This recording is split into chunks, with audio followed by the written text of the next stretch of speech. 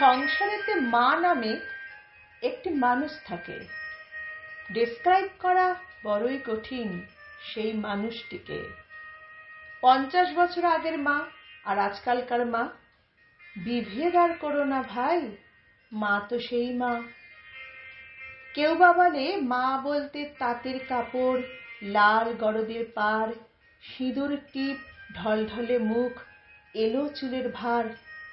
আমি বলি কুর্তা পাজামা কিংবা সালোয়ার, বিন্দু সিঁদুর, ছোট্ট টিপ, ছোট চুলের ক্যাচার ক্লিপ, পিঠে বস্তা সমান ভার।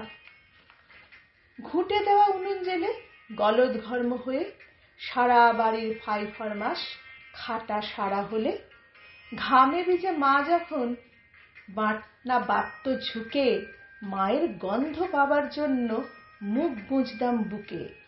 মায়ের পিঠে দোল খেতাম, নামতা শেখাতো মুখে, শাড়ির মধ্যে মা মা গন্ধ আজও পাই শুঁকে।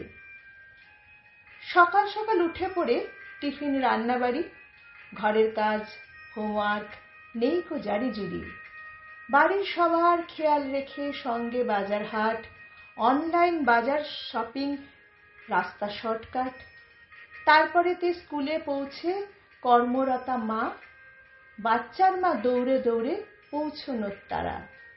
বিকেল হলে বাড়ি ফিরে টিফিন, রাতের খাবার, মেডিকেল, বেসিক নিডস আর যা যা দরকার সবটুকুকে খেয়াল রেখে যেসব মায়েরা কুর্তি চুড়িদার, বিন্দু সিঁদুর, পিঠে বস্তার ভার, তাদের বাচ্চা ছুটে এসে ঠিক ওড়নার ভাঁজে মা মা গন্ধটা পায় জড়িয়ে ধরে মাকে।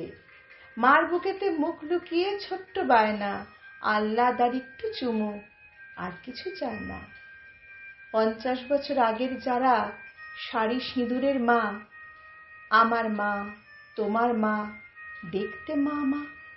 আজকে যারা আমরা মা, দেখতে নই মা, অবান্তর এসব কথায় একদম কান দিই না।